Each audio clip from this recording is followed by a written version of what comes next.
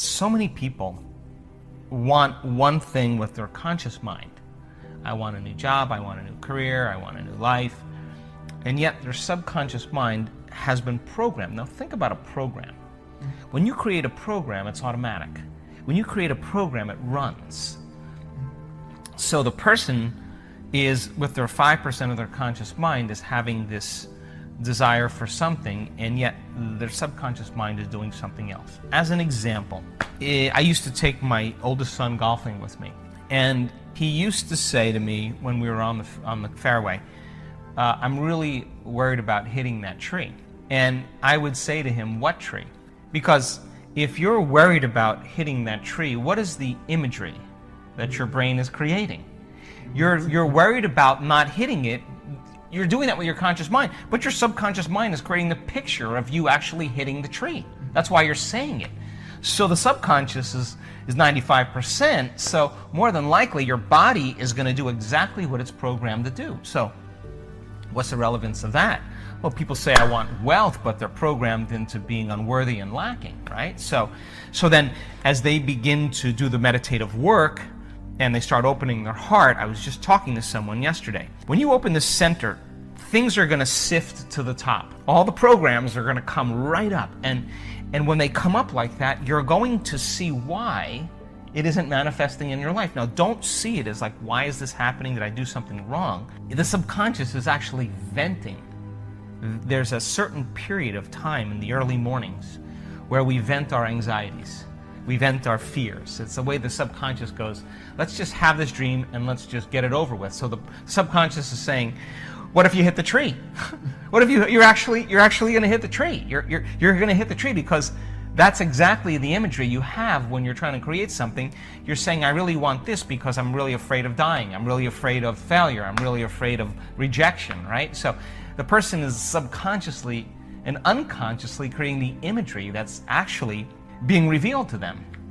So how do we change that? Well, really simple. We got to start rehearsing a new way. We got to start getting into those deep brainwave states, getting beyond the analytical mind, slowing our brainwaves down, getting into the operating system, and start reprogramming. Okay, so when this happens, these are the things I'm going to do. These are the things I'm going to do to create that, and start rehearsing those steps, priming and reprogramming the brain into a new outcome. So I have had that many years in my life, but I always have seen it as a strong sign, a strong symbol that I got something switched in my brain. I could say that people say I want to be healthy. Yeah, it's 5% of your conscious mind, but you set them at the dinner table and they're breaking all the rules of everything they said. So why does that happen? Because the program is running and they've lost their free will to a program. So now, that's important because your subconscious is talking to you. Now you got to get in there. You got to get in there and start rehearsing that you're going to step away from the table, that you're not going to eat after a certain hour, that you're going to make better choices, and rehearse them and remember what you're going to do and what you're not going to do. Now you begin to, on a fundamental level, begin to rewrite the script, begin to rewrite the program. And over time, if you make one or two new choices and restrain some old choices, you'll tend to make more better choices after you make a few, because you'll start feeling the satisfaction of your efforts. So don't see it as like doing something wrong. It's just that the mind is polarized. And people will say that they want something, but the subconscious is saying, look, this is really what's happening. So get in there now. Now you have the information to begin to unlearn those subconscious programs and begin to rewrite some new ones. There's an intelligence that's giving you life right now. It's keeping your heart beating and digesting your food and organizing trillions of functions in every single cell of your body. It's organizing mutations in your DNA. There's some invisible force that's giving you life. But that same intelligence that's keeping your heart beating and digesting your food is the same intelligence that's creating supernovas in distant galaxies and causing flowers to bloom. It's both personal and universal. It's within you and it's all around you. And you can't see it, and you can't smell it, and you can't can't taste it, and you can't feel it, but it is the giver of life. And it is a consciousness. And consciousness is awareness, and awareness is paying attention. And it is the observer observing you into life. And you know what I tell our advanced students? Either you're going to be defined by a vision of the future or the memories of the past.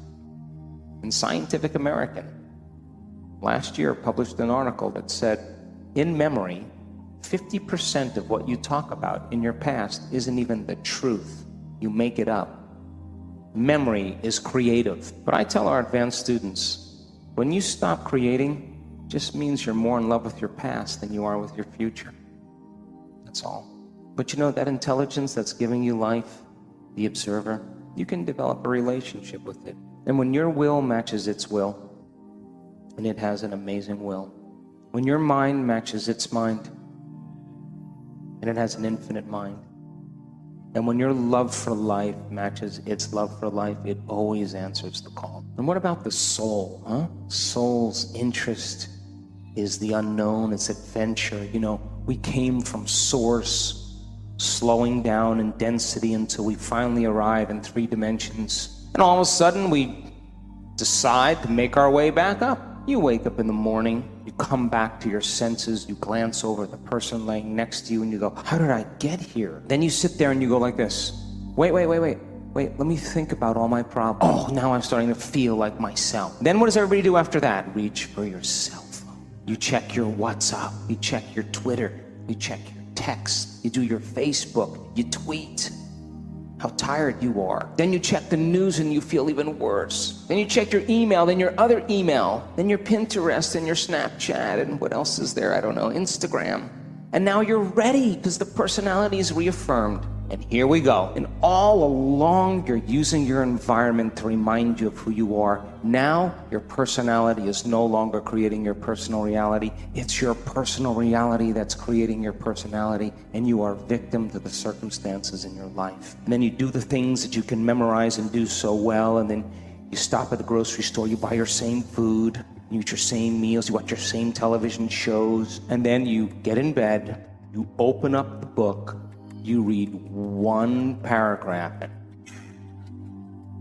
You wake up in the morning, and here we go again. But there's no unseen hand doing it to you. You're making the same choices, the same behaviors, and the same experiences to reaffirm that same emotion that you call you.